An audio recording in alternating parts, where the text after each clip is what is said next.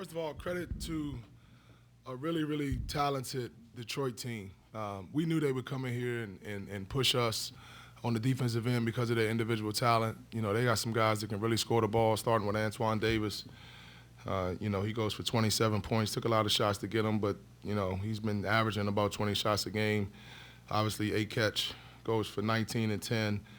We were concerned about McAdoo coming into the game. We did a pretty good job on him, challenged Noah Locke this week in practice to do a good job, and he and other guys did a good job on him. But, Detroit is a tough team because they can really score the ball. They can make threes. They hit 9 threes. They shoot a lot of threes. So anytime you can make the three, you can stay in the game.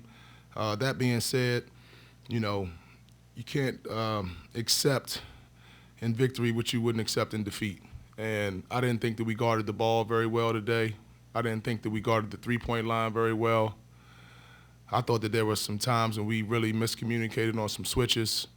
Guys were able to get in the lane, either get to the rim or spray out. Although we won the rebounding margin, rebounding battle by 4. There's still way too many offensive rebounds. They get 11 offensive rebounds. Like I said in the last press conference, I hate to have to come back in here and say it again. That means that our coaching staff, we have to do a better job of convincing our guys that matters. We couldn't have emphasized it more in the last 3 days. And we got to get better all around on the defensive end and on the glass. That was where my main concern was.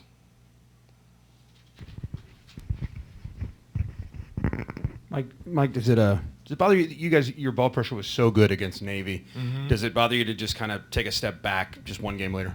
Yeah, absolutely. Came in the game wanting to pick these guys up full court and turn them, knowing that they only played about 7 or 8 guys.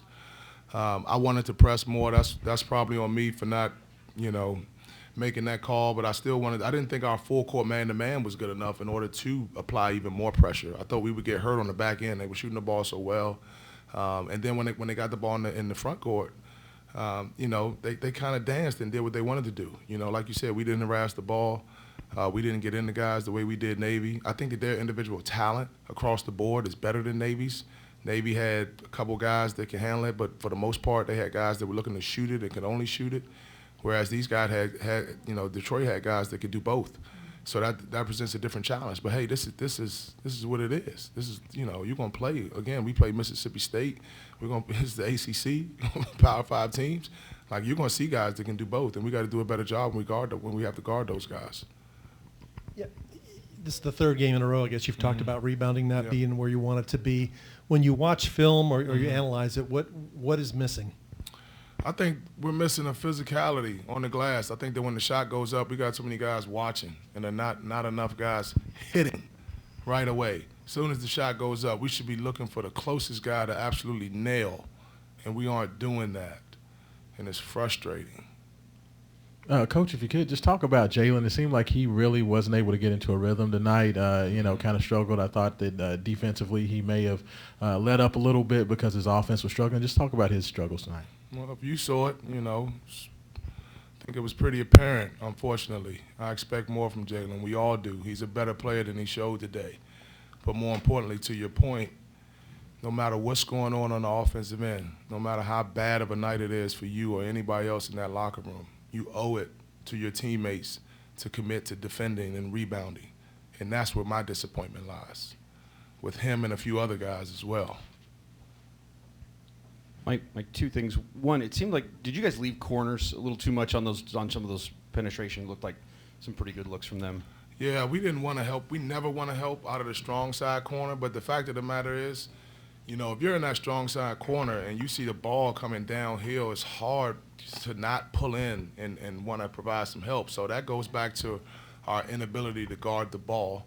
But at the same time, we do have to uphold our defensive standards and what we work on every day and not help off of the strong side corner. We got to get that help from the backside. We got to get big guys coming over and protecting the rim when we do get beat. We're not going to always keep the ball out of the paint, although that's our objective. When guys do occasionally get beaten, and right now it's happening far too often, we need big guys coming over and making a hard play on the ball. That didn't happen enough tonight. And then on the other side, there was a stretch there, particularly end of the first half, kind of beginning of the second. You guys got some stops strung together, and then off misses, you were really pushing, getting the ball out in transition. Is that kind of what you want to see when your defense is playing the way you want it to? I mean, that's how it should look. That's the fun way to play. That's how we want to play. Unfortunately, we didn't have enough stretches where we were able to do that, which is really hard because it's all we talked about last 3 days leading up to it. We got to get stops. The game is easier. The game is more fun when we can get a stop and rebound and run and get out in transition. We got some guys that can shoot the ball and push the pace, but you can't get into that type of style of play if you're constantly taking the ball out of the net.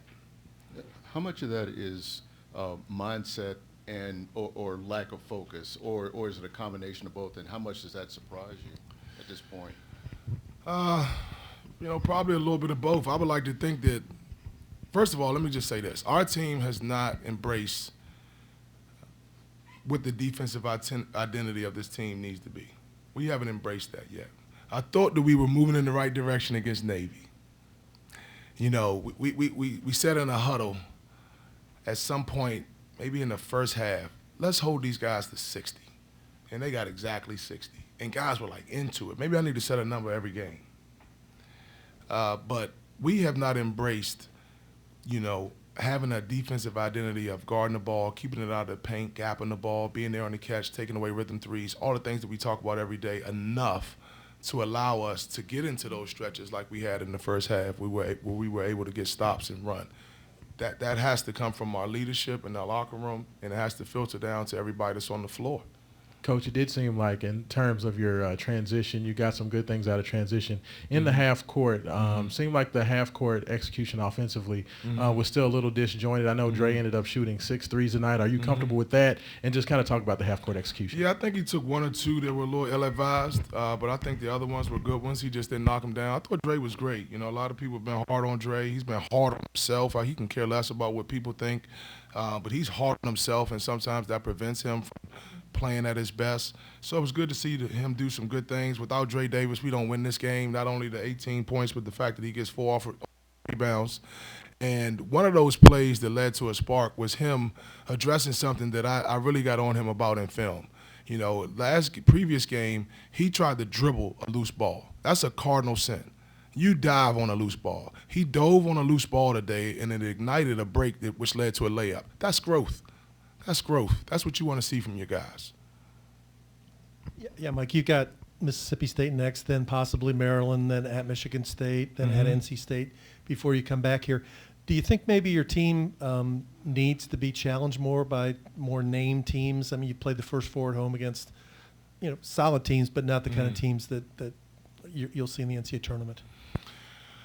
Well, if that's the mindset of these guys, we got the wrong mindset. Because, as you can see, none of these were easy.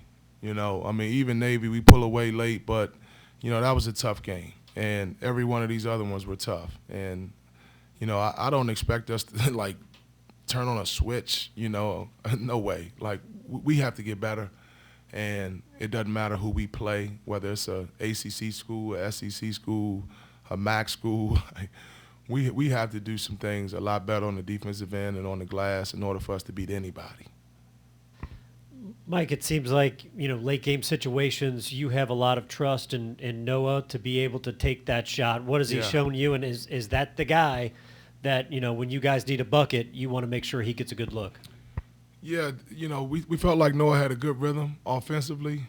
He goes 4 of 6 from 3, 6 of 9. He was good offensively today. I thought he was good both ways.